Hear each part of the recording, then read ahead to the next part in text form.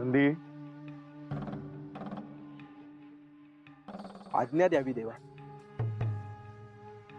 मी जे वचन दिलं आहे त्यानुसार मला माझे शब्द हे पाळावेच लागणार. ह्या मनुष्य जन्माचे नियम हे तर मला पाळावेच लागणार. नंदी, त्यामुळे ह्या क्षणी माझी आणि बानूची भेट होणे शक्य नाही. देवा, त्यांच्या मनात अनेक प्रश्न आहेत, हे स्पष्टपणे जाणवत आहे.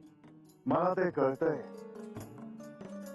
परंतु मनुष्य जन्माचे नियमांचे पालन करणे हे तर क्रमप्राप्त आहे.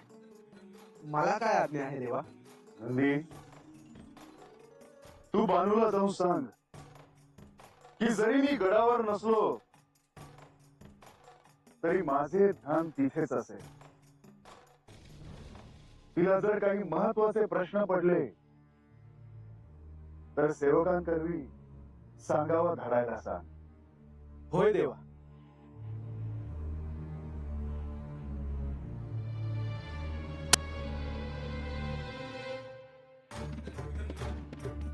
होय ग बानू, नव काय झालं असेल? मी हा काय सांगाव? बाई, माझा प्रणाम स्वीकार करा. अव मी आता वाचनी ओळखतो. मी देखील तुला ओळखतो. नाही म्हणजे तुम्ही आणि देव चाललं होतं ना, तर तेच विचार करत होतो का कुठे चालले असत्या. अहो, यासनी बोलू देतायसा का नाही? गडावरून निघताना तुमची भेट इथे होईल असं वाटलं नव्हतं मला. मला बी देव दिसले त्यासनी भेटावं असं वाटलं. पण माणसाताई जेव्हा धरणं गड सोडून गेले आहे ती, तेव्हा धरणं कुणाकडनं तरी काय कळ ह्याचाच विचार करत असते मी. परत देव बी कुठं तरी चालले आहे ती हे दिसतंय. श्री म्हाळसादेवी एकांतात गेल्या आहेत ही वार्ता आता सर्वदूर आहेच. परंतु आता काही क्षणासाठी देव देखील गड सोडून जात आहेत. परंतु ते तात्काळ परत देखील येणार आहेत. मी काय म्हणतो, नाही म्हणजे देवीचा शोध घ्यायला गेला का देव? तुम्हाला तर समजून ठावा आहे बघा. आता तुम्ही सांगा देव कुठं चालले आहे ती? क्षमा असावी बाणे, पण आता मात्र या क्षणी मी तुम्हाला काही सांगू शकत नाही. मला माझ्या मर्यादेत राहूनच कार्य पूर्ण करावे लागेल. मी केवळ देवांचा सांगावा घेऊन आपल्यापाशी आलो होतो. मला कळतंय तुमचं बी बरोबरच आहे जी. मला काळजी वाटली म्हणून मी तुम्हाला विचारलं बघा. मी समजू शकतो. श्री म्हाळसादेवी कुठे आहेत ह्याची काळजी आता सर्वांनाच आहे. परंतु एक गोष्ट निश्चित, त्या एकांतामध्ये काहीतरी प्राप्त करण्याच्या इच्छेने प्रयत्नात असतील. त्या लवकरच परत याव्यात अशी सगळ्यांचीच इच्छा आहे, तशी माझी देखील आहे. बाई, देव जरी गडावर नसले तरी त्यांची कृपादृष्टी सदैव भक्तांवर असणारच आहे. तरी देखील तुम्हाला कुठल्याही कठीण प्रसंगांना सामोरे जावे लागले तर तसा सांगावा आपण गडावर पाठवावा. नाही पर देव कुठे चालले ते? नाही म्हणजे माघारी कवा येतील ती तरी सांगा. रंगा, आता उगाच जाताना त्यांची वाट अडवू नकोस असं विचारू नये. देव आता आले भेटले की सांगेल ना. रंग्या, मी काय म्हणले ते ध्यानात ठेव. उगा त्यासनी त्रास देऊ नकोस. आता माझे कार्य पूर्ण झाले, येतो मी.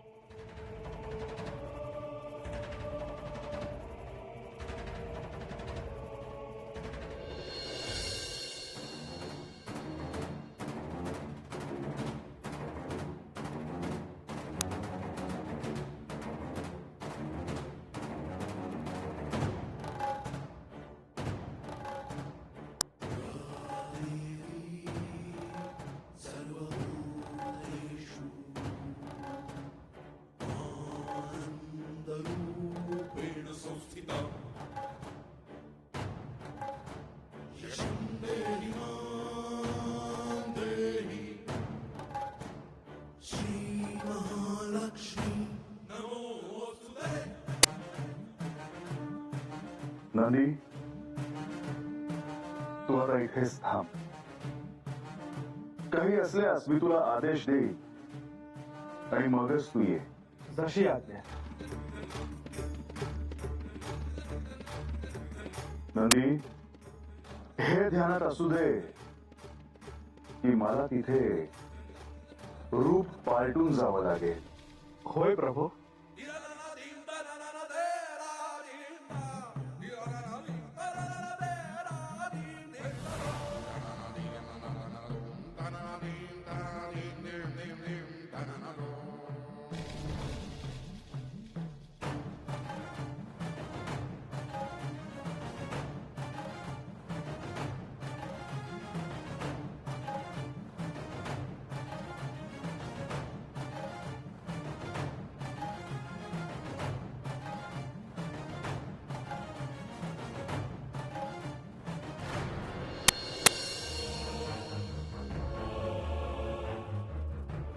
लक्ष्मी देवी,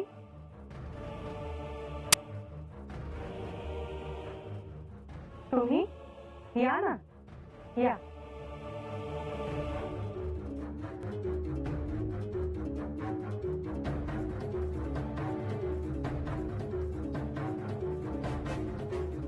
सगळं शुभ होईल. आपला आशीर्वाद मिळावा. आणखी काय हवे? आज बऱ्याच दिवसांनी तुम्ही माझ्या कक्षात आला आहात. काय करू मी तुमच्यासाठी? आपल्याला कल्पना आहेच की म्हाळसाचे मूळ स्वरूप काय आहे हे मायानंदाला कळले आहे. परंतु आई म्हणून तिची चिंता काही कमी होत नाही. म्हणून म्हटले आपल्याला भेटावे. देवी, मला म्हाळसाची खूप काळजी वाटते. तिथे ती वनात एकटी आहे. कितीतरी वन्य पशु असतील. कडेला घनदाट वन आहे. काय खात असेल, कशी राहत असेल? आपण त्यांच्या आई आहात, त्यामुळे आपली काळजी मी समजू शकते. परंतु एक लक्षात असू दे की गत जन्मात श्री महादेवांना प्राप्त करून घेण्यासाठी त्यांनी याहूनही अधिक कठोर असं तप केलं आहे. एवढेच नाही, तर अशी अनेक दिव्य व्रत केली आहे. मला असं वाटतं की तिथे जावं आणि तिची सेवा करावी. परंतु म्हाळसाने तुम्हाला नाही सांगितलं आहे ना, मग तुम्ही आग्रह का करता आहात? त्यांच्या साधनेत व्यत्यय येऊ नये म्हणून तुम्ही त्यांच्यापासून दूर राहणं आवश्यक आहे. त्या कोण आहेत हे तुम्हाला केवळ शब्द रूपानं कळलं आहे. जर त्यांचं खरं स्वरूप जाणून घेण्याचा प्रयत्न कराल तर तुमच्या लक्षात येईल की ही पंचमहाभूत त्यांची काळजी घेत आहेत. मी एक सामान्य स्त्री आहे. मला हे नाही कळत. आपण सामान्य नाही. पार्वती देवींनी आपल्याला माता पिता म्हणून निवडलं कारण आपलं अंतःकरण शुद्ध आहे. मी देखील मायानंदाला हेच समजावत होतो की आपण भाग्यवान आहोत. म्हाळसाने आपल्या पोटी जन्म घेतलाय. आता मी तुमच्यासाठी एक करते. तुम्ही इथे बसावं. मी इथे कशी बसू? मी सांगते आहे ना, चिंता नसावी. या.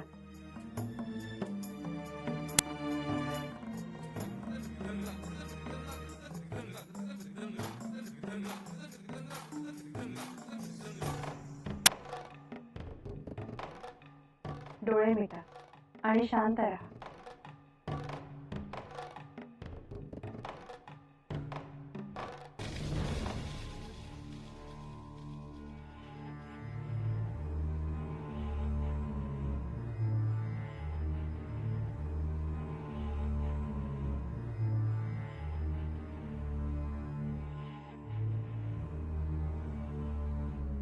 आता सावकाश डोळे उघडा.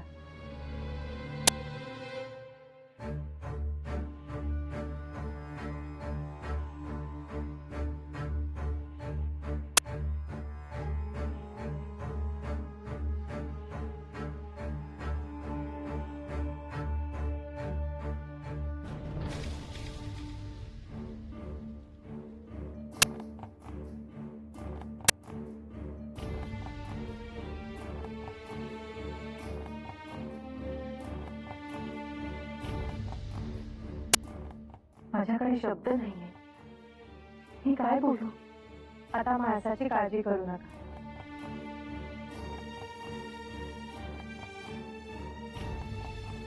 येतो आम्ही.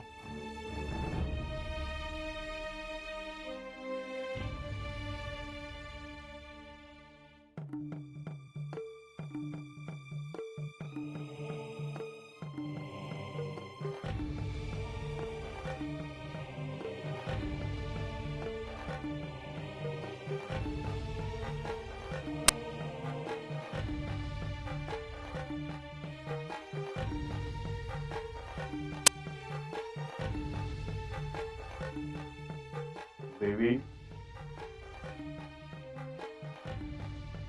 देवी आम्ही अरण्यातून जात असताना आपण मला दिसला, म्हणून मी थांबलो.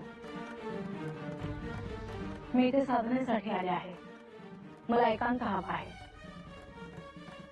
तेव्हा आपण आपल्या मार्गाकडे प्रस्थान करावे. हा माझा अवमान आहे. माझ्या क्रोधाला जर आमंत्रण दिले तर अनर्थ होईल. या शिवभक्ताला आव्हान देणारी तू कोण? मी कोण आहे हे शोधण्यासाठी मी या वनात आले आहे. पण तरी माझे नाव म्हाळसा. म्हणजे तू शिवभक्त आहेस आणि म्हणून मी तुला क्षमा करतो आहे. परंतु माझे आदरातिथ्य करणार नाहीस? मी इथे गृहिणी नाही, साधक म्हणून आहे. विचार करा देवी. मला तुमच्या गतजन्माचे रहस्य ठाऊक आहे. मी तुम्हाला सहाय्य करू शकतो. मी जर माझ्या आराध्याचे, माझ्या पतीचे सहाय्य घेतले नाही तरी अनोळखी ऋषींचे सहाय्य मी का घेऊ? आपण मला काय सहाय्य करणार? देवी, मी आपल्याला तुमच्या गतजन्मात घेऊन जाऊ शकतो. त्यासाठी असणारे विधी मी तुम्हाला सांगू शकतो. त्यासाठी देवी देवतांना प्रसन्न कसे करायचे हे तुम्हाला सांगू शकतो. देवी, फार विचार करणार असाल तर मी असाच निघून जाईल. विलंब नको. आपण विश्रांती घ्यावी. माझे ध्यान झाल्यावर मी आपल्याशी बोलेन.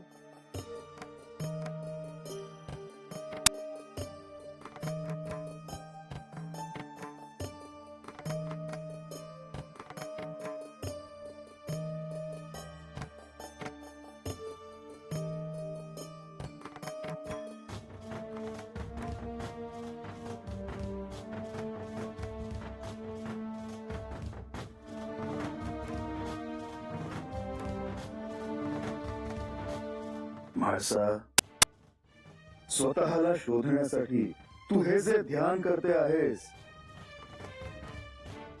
हे ध्यान स्वत्व शोधण्यासाठी आहे. आणि ह्याच ध्यानातून तुला भविष्यात अंतिम सत्याचा साक्षात्कार होणार आहे हे निश्चित. परंतु म्हाळसा, त्यासाठी तुला एकाच दिशेने सारे ध्यान केंद्रित करावे लागणार आहे.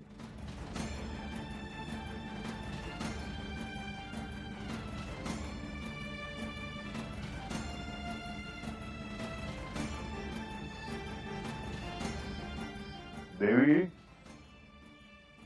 तुमची ध्यान साधना झाली तर जोपर्यंत मला सत्य कळत नाही तोपर्यंत माझी ध्यान साधना अशी अखंड सुरू राहणार आहे ऋषीवर. मी जाणून आहे ते. पण मला एक प्रश्न पडला आहे. तुम्हाला माझ्या गतजन्माविषयी ठाऊक आहे असे तुम्ही म्हणालात. कोण आहात तुम्ही? या आधी इथल्या परिसरात मी तुम्हाला पाहिल्याचे माझ्या स्मरणात नाही. देवी, मी कोण आहे हे तुमच्या स्मरणात नाही. परंतु तुमच्या गतजन्माबद्दल मला ठाऊक आहे. आणि या क्षणी तुम्हाला तुमच्या गतजन्माचे विस्मरण झाले आहे. परंतु सत्य काय आहे याचे स्मरण होण्यासाठी देवी तुम्हाला अधिक प्रयत्नशील राहावे लागेल. आणि त्यासाठी तुम्हाला तुमचे ध्यान एकाग्र करावे लागेल. निश्चितच. आणि मी त्याचाच प्रयत्न करते आहे. मी एक शिवभक्त आहे. आणि मी तुम्हाला अशा काही गोष्टींचे संदर्भ सांगू शकतो जेणेकरून तुम्हाला सत्य काय आहे हे कळेल. आणि जर ते संदर्भ तुम्ही ओळखले तर अर्थातच हो, मी प्रयत्न करेन. देवी, मी आज तुम्हाला एक गोष्ट सांगतो आहे. गोष्ट कोणाची? अपर्णा देवींची.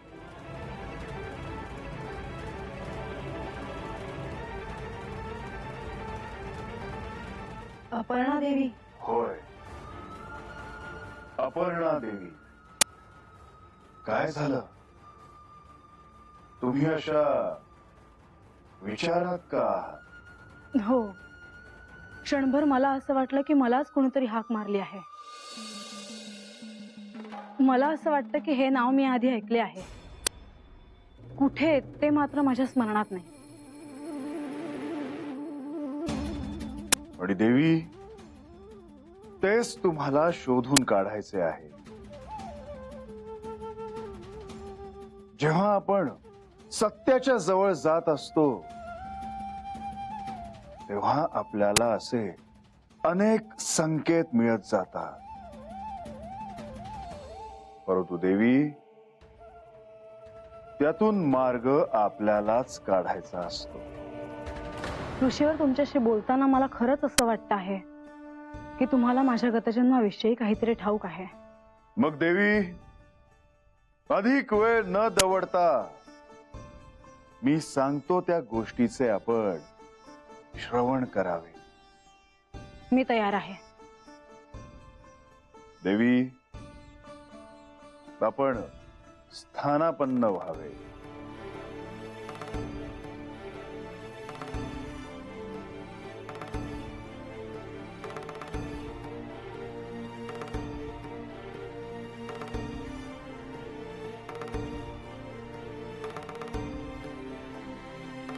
देवी,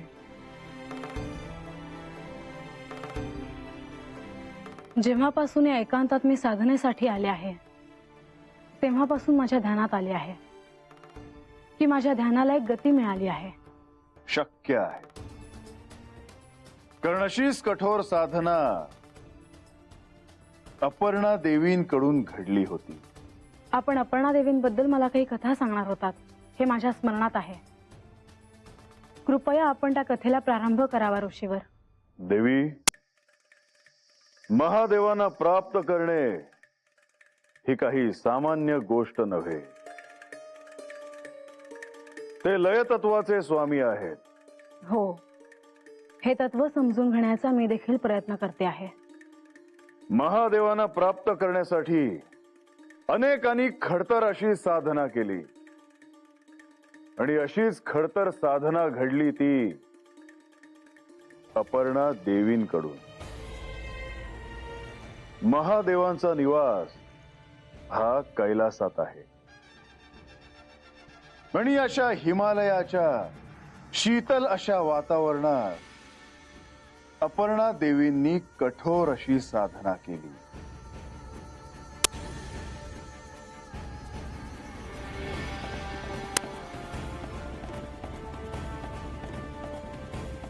आणि म्हणूनच ही कठोर साधना केली म्हणून अपर्णा देवी यांना तपश्चारिणी, ब्रह्मचारिणी अशी नावे मिळाली. श्री महादेवांना प्राप्त करणं हे खरोखरच कठीण आहे. आपण म्हणालात त्याप्रमाणे ही साधना कठीण आहे. आणि देवी, तुम्ही याआधी देखील अशीच कठोर साधना केली आहे